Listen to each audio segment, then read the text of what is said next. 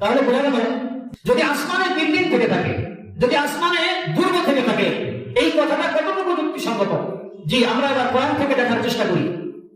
আল্লাহ পাক রব্বুল আলামিন পবিত্র কোরআনুল কারীমে সূরা তুরের 4 নম্বর আয়াতে বলেন, ওয়াল বাইতিল মা'মুর, আমি বাইতুল মা'মুরের কসম করে বলছি। বাইতুল মা'মুর হচ্ছে 7 আসমানের উপরে একটা ঘর, যেই ঘর হচ্ছে ফেরেশতাদের ইবাদতখানা। দুনিয়াতে যেমন মসজিদ আমাদের ইবাদতখানা, আসমানে বাইতুল মা'মুর হচ্ছে ফেরেশতাদের ইবাদতখানা। এই বাইতুল মা'মুর 7 আসমানের উপরে।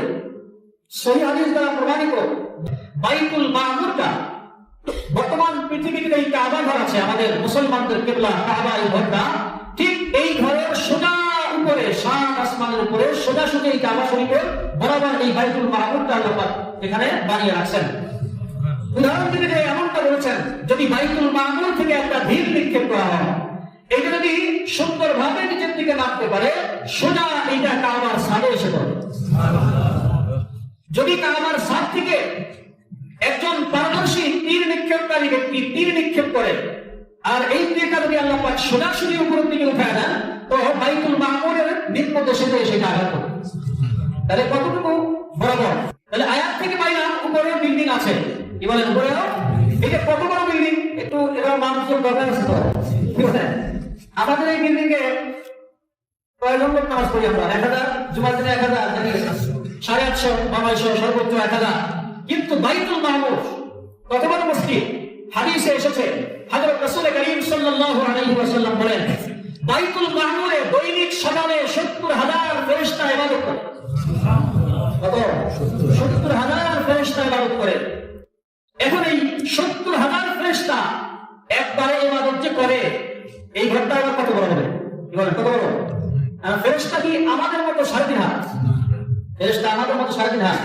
দুনিয়ার সমস্ত পানি একজন মাত্র ফেরেশতার যদি মাথায় ঢালা হয়, তাহলে এই পানি তার মাথা বেয়ে চিবুক পর্যন্ত আসবেই না, এর আগে পানি ফেলে। যদি ফেরেশতার আকৃতি এমন হয়, আর যদি 70,000 ফেরেশতা একসাথে ইবাদত করে, তাহলে এই মসজিদটা, এই ঘরটা কত বড় হবে? দুনিয়াতে এমন কোন বিল্ডিং আছে, এমন কোন রাজপ্রাসাদ আছে যে ওই বাইতুল মা'মুরের মতো বড় হবে? না, অসম্ভব। এবার আসুন, যদি বুরুজ দ্বারা এখানে দুর্গ বা বিল্ডিং উদ্দেশ্য হয়, তাহলে এবার আয়াতের অর্থটা খেয়াল করি। ওয়াস-সামা'i যাতিল বুরুজ, আমি শপথ করলাম আসমানে। যাতিল বুরুজ, যেই আসমান হলো বুরুজওয়ালা, বুরুজ বিশিষ্ট। এখন বুরুজ কি জিনিস? কোন কোন মুফাসসিরিনে কেরাম লিখেছেন, বুরুজ দ্বারা এখানে দুর্গ উদ্দেশ্য, বিশাল বিশাল অট্টালিকা উদ্দেশ্য, বড় বড় বিল্ডিং উদ্দেশ্য। তাহলে বোঝা গেল, যদি বুরুজ দ্বারা বড় বড় অট্টালিকা, বড় বড় বিল্ডিং বা দুর্গ হয়, তাহলে নিশ্চিত আসমানেও এরকম বড় বড় বিল্ডিং আছে। যদি আসমানে বিল্ডিং থেকে থাকে, যদি আসমানে দুর্গ থেকে থাকে, এই কথাটা কতটুকু যুক্তিসঙ্গত? জি, আমরা এবার কোরআন থেকে দেখার চেষ্টা করি। আল্লাহ পাক রব্বুল আলামিন পবিত্র কোরআনুল কারীমে সূরা তুরের 4 নম্বর আয়াতে বলেন, ওয়াল বাইতিল মা'মুর, আমি বাইতুল মা'মুরের কসম করে বলছি। বাইতুল মা'মুর হচ্ছে 7 আসমানের উপরে একটা ঘর, যেই ঘর হচ্ছে ফেরেশতাদের ইবাদতখানা। দুনিয়াতে যেমন মসজিদ আমাদের ইবাদতখানা, আসমানে বাইতুল মা'মুর হচ্ছে ফেরেশতাদের ইবাদতখানা। এই বাইতুল মা'মুর 7 আসমানের উপরে।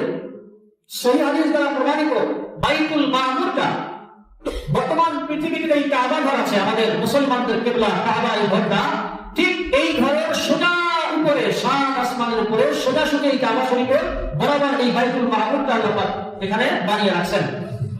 উদাহরণ দিতে গিয়ে এমনটা বলেছেন, যদি বাইতুল মা'মুর থেকে একটা ঢিল নিক্ষেপ করা হয়, এটা যদি সুন্দরভাবে নিচের দিকে নামতে পারে, সোজা এইটা কাবার ছাদে এসে পড়ে। যদি কাবার ছাদ থেকে একজন পারদর্শী তীর নিক্ষেপকারী ব্যক্তি তীর নিক্ষেপ করে, আর এই তীরটা যদি আল্লাহ পাক সোজাসুজি উপরের দিকে উঠায় দেন, তো বাইতুল মা'মুরের নিম্ন দেশে সেটা আঘাত করে। তাহলে কতটুকু বরাবর? তাহলে আয়াত থেকে পাইলাম উপরে বিল্ডিং আছে। কি বলেন উপরে? এটা কত বড় বিল্ডিং? একটু এবার মানুষের দরকার আছে তো, কি বলেন?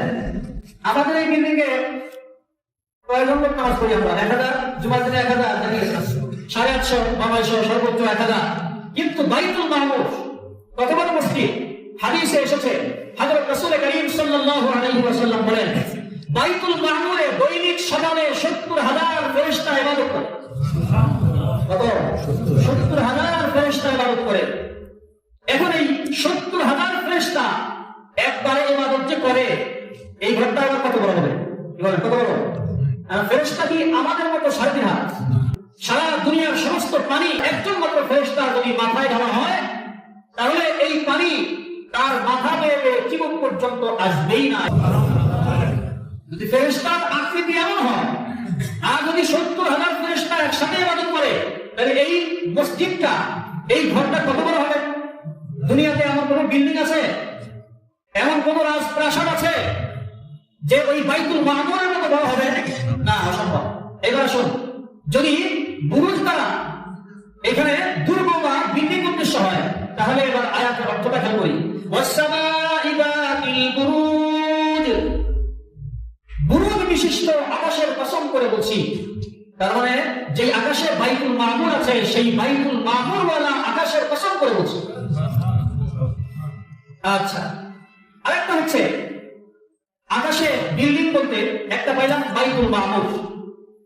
হযরত আতিয়া রাহমাতুল্লাহি আলাইহি তিনি বলেন, আকাশে ফেরেশতাদের জন্য যে সকল ফেরেশতারা পাহারাদার, এই সকল ফেরেশতাদের জন্য বড় বড় বালাখানা আল্লাহ পাক তৈরি করে রেখে দিয়েছে। আসমানে বুরুজ দ্বারা আরেকটা উদ্দেশ্য হতে পারে, সেটা হলো ওয়াহাব ইবনে মুনাব্বিহ রাহমাতুল্লাহি আলাইহি তিনি বলেন, মুমিনদের রূহগুলি অবস্থান করার জন্য, মুমিনদের রূহের বাসস্থান হিসাবে আল্লাহ পাক রব্বুল আলামিন আসমানে সাদা সাদা বিল্ডিং এর ব্যবস্থা করে রেখে দিয়েছে। সাদা বিল্ডিং, সাদা সাদা বালাখানার ব্যবস্থা করে রেখে দিয়েছে। তো আমরা বুঝলাম যে আকাশে কি আছে? বড় বড় বিল্ডিং আছে। যদি বুরুজ দ্বারা বিল্ডিং উদ্দেশ্য হয়ে থাকে তো কোনো অসুবিধা নাই। এরকম বিল্ডিং আকাশে আল্লাহ পাক রেখে দিয়েছেন, যেই বিল্ডিং গুলি দুনিয়ার কোনো বিল্ডিং এর সাথে মিলবে না, কোনো দিক থেকেই মিলবে না। আল্লাহ পাক বলেন, আমি সেই বুরুজওয়ালা, সেই বিল্ডিংওয়ালা, সেই প্রাসাদওয়ালা, সেই দুর্গওয়ালা আকাশের কসম করে বলছি। আচ্ছা, এই হলো বুরুজের মাত্র একটা অর্থ বলেছি, সেটা কি? বিল্ডিং বা দুর্গ বা বালাখানা বা প্রাসাদ, যাই বলে। আচ্ছা, অনুরূপভাবে আসমানে আল্লাহ পাক রব্বুল আলামিন অনেকগুলি দরজা বানিয়ে রেখেছেন। এই দরজাগুলোকেও বুরুজ বলা হয়। দরজা দিয়া ফেরেশতারা দুনিয়াতে প্রকাশ পায়, দুনিয়াতে আসে। আগেই বলেছি বুরুজের শাব্দিক অর্থ কি জানেন? ভুলে গেছেন না? তাফসীর, হ্যাঁ, তাফসীর আগে বিশেষ স্মরণ করা মুশকিল ব্যাপার। বুরুজের অর্থ কি বলেছিলাম? প্রকাশ হওয়া। আসমান থেকে ফেরেশতারা যে দুনিয়াতে আসে, অর্থাৎ প্রকাশ হয়। এই যে দরজাগুলি আল্লাহ আসমানে বানিয়ে রেখেছেন, এই দরজাগুলিকে এক হিসাবে বুরুজ বলা হয়, কারণ বুরুজের অর্থ হচ্ছে প্রকাশ হওয়া। দরজা দিয়েই তো আমরা প্রকাশ হই, কথা বলেন ঠিক না? দরজা দিয়েই আমরা প্রকাশ হই। অনুরূপভাবে এখানে বুরুজ দ্বারা উদ্দেশ্য আসমানে বড় বড় নক্ষত্রগুলি উদ্দেশ্য হইতে পারে, যেমন সূর্য, যেমন চন্দ্র, যেমন নির্বিঘ, যেমন সুরাইয়া, এরকম আরো বড় বড় অসংখ্য অগণিত তারকা আছে। এই তারকাগুলি এখানে উদ্দেশ্য হতে পারে যে আল্লাহ পাক রব্বুল আলামিন আসমানের ভিতরে সুন্দরভাবে তারকা দ্বারা সাজিয়ে রেখেছেন। এই কথা কোরআনের বিভিন্ন জায়গায় আল্লাহ পাক বলেছেন। যেমন এক আয়াতে বলেন, ওয়ালাকাদ যায়্যানাস সামাআদ দুনিয়া বিমাসাবিহা ওয়াজআলনাহা রুজুমান লিশ-শায়াতিন। এই প্রথম আসমান যেটা, এইটাকে আল্লাহ পাক তারকার মাধ্যমে সুন্দর করে লাইটিং করে রেখে দিয়েছে, সুন্দর করে সাজিয়ে রেখে দিয়েছে। তাহলে আয়াতের অর্থ কি হবে? ওয়াস-সামাই যাতিল বুরুজ, আমি চাঁদওয়ালা আসমানের কসম করে বলছি, আমি সূর্যওয়ালা আসমানের কসম করে বলছি, আমি তারকা খচিত আসমানের কসম করে বলছি। আচ্ছা, বুরুজের আরেকটা অর্থ, সূর্য এবং চন্দ্র চলার জন্য কিছু কক্ষপথ আছে। এই কক্ষপথগুলিকেও বুরুজ বলা হয়। ওইদিকে আমি যাব না, অনেক লম্বা হয়ে যাবে। তো মোটামুটি আমরা এতক্ষণে কি বুঝলাম? আল্লাহ পাক রব্বুল আলামিন প্রথম কসম করেছেন ওয়াস-সামাই যাতিল বুরুজ, বুরুজ বিশিষ্ট আসমানের কসম করে আমি বলছি, বুরুজ বিশিষ্ট আসমানের কসম করছি, শপথ করছি। তো বুরুজ দ্বারা কি উদ্দেশ্য হইতে পারে? আসমানে বিল্ডিং আছে, যেমন বাইতুল মামুর, যেমন পাহাড়ের ফেরেশতাদের বিল্ডিং, যেমন মুমিনদের রূহগুলি থাকার জন্য ওই ধূসর বা সাদা বিল্ডিং। অথবা বুরুজ দ্বারা হইতে পারে আসমানের দরজা, অথবা বুরুজ দ্বারা হইতে পারে আসমানের বড় বড় নক্ষত্র, চন্দ্র, সূর্য ইত্যাদি, অথবা বুরুজ দ্বারা হইতে পারে সূর্য এবং চন্দ্রের চলার যে কক্ষপথগুলি আছে, এই সবগুলি বুরুজ হইতে পারে। আল্লাহু আ'লাম, আল্লাহ পাকই ভালো জানেন তার কি উদ্দেশ্য। আমরা যতটুকু পেয়েছি ততটুকু আলোচনা করলাম।